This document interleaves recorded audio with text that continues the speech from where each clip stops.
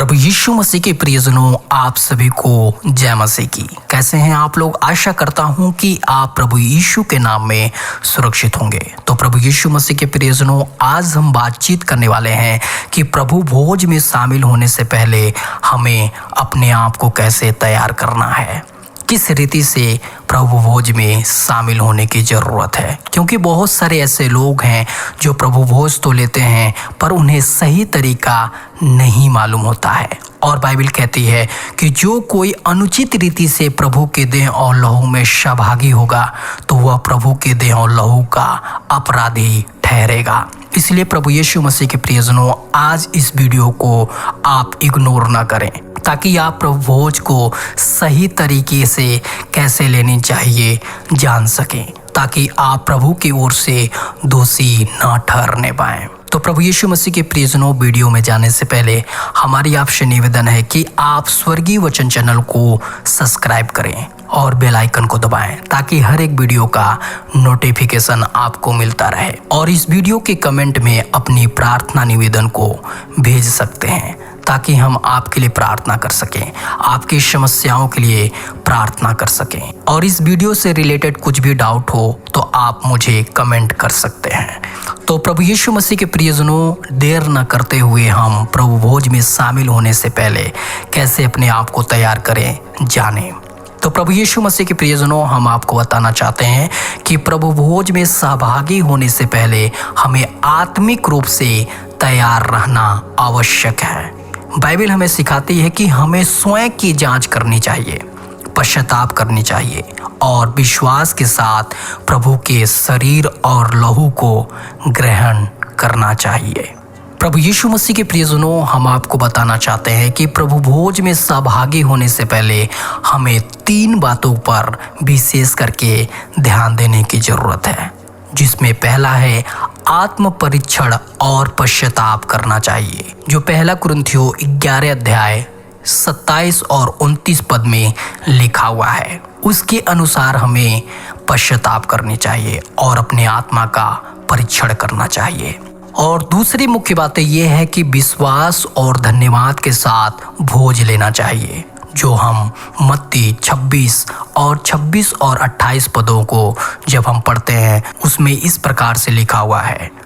और तीसरी मुख्य बातें दूसरों से मेल मिलाप और क्षमा करनी चाहिए। मत्ती 5 अध्याय 23 और 24 पदों को जब हम पढ़ते हैं तो उसमें लिखा हुआ है। तो प्रभु यीशु मसीह के प्रियजनों, आइए हम इन तीनों मुख्य बातों को विस्तार से देखें और प्रार्थना करें। पहला है आत्म परीक्षण और पश्चाताप की प्रार्थना।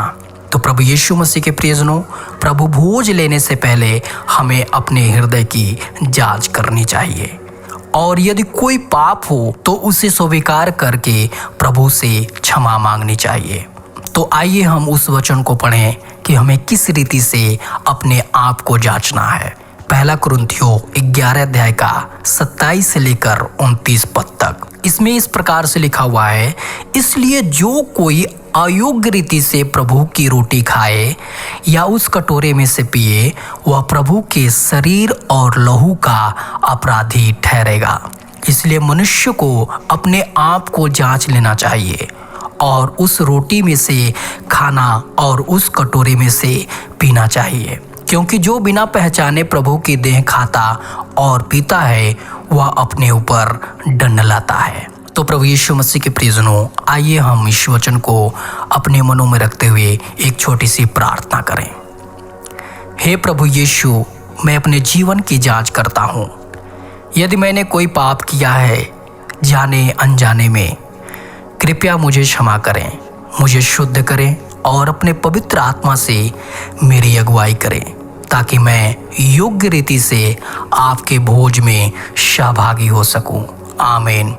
तो प्रभु यीशु मसीह के प्रियजनों, हमें इस रीति से प्रार्थना करनी चाहिए। जब भी हम प्रभु भोज लें तो हमें अपने आप को जांचना है और इस रीति से पश्चाताप की प्रार्थना करना है और परमेश्वर के वचनों को भी ध्यान रखना है, जो पहला कुरिन्थियों 11 अध्याय का 27 से लेकर 29 पद में लिखा हुआ है।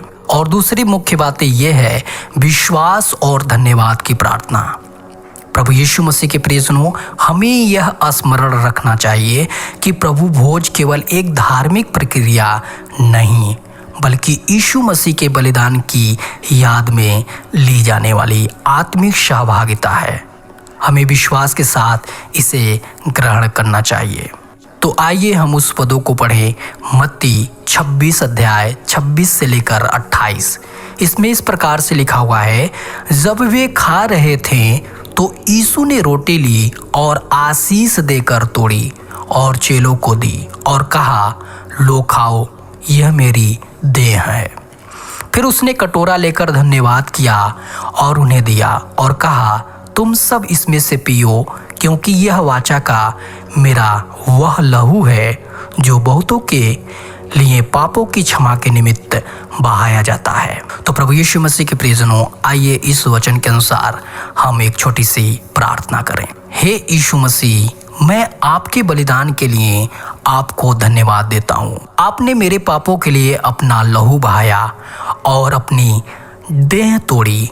मैं विश्वास करता हूँ कि आपके लहू में शक्ति है जो मुझे शुद्ध और पवित्र बनाती है। कृपया मुझे योग्य बनाएं ताकि मैं इस भोज को श्रद्धा और प्रेम के साथ ग्रहण कर सकूं।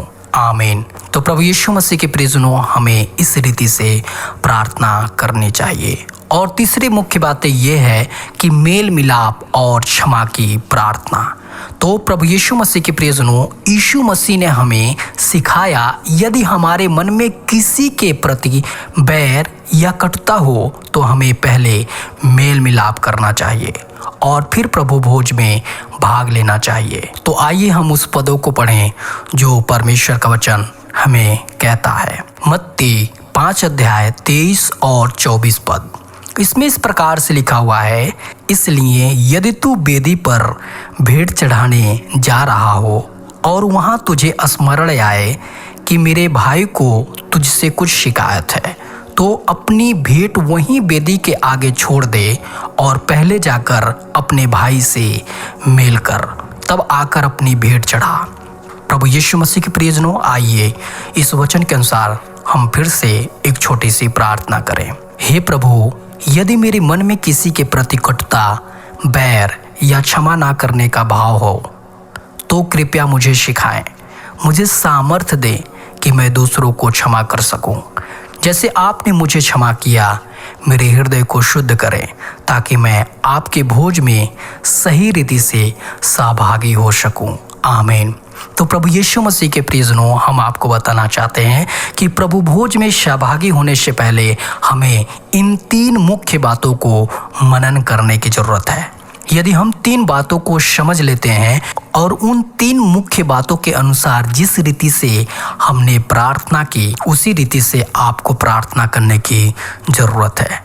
तो यदि आप इन 3 मुख्य बातों के अनुसार प्रार्थना करेंगे तो प्रभु यीशु मसीह के प्रियजनों, हम आपको बताना चाहते हैं, यदि हम इन बातों को ध्यान रखते हैं तो हम सही रीति से प्रभु भोज में भाग ले सकते हैं और प्रभु के साथ गहरी आत्मिक संगति कर सकते हैं। तो प्रभु आपको आशीष दे और आपकी आत्मिक यात्रा को मजबूत करे, यीशु मसीह के नाम में। आमीन।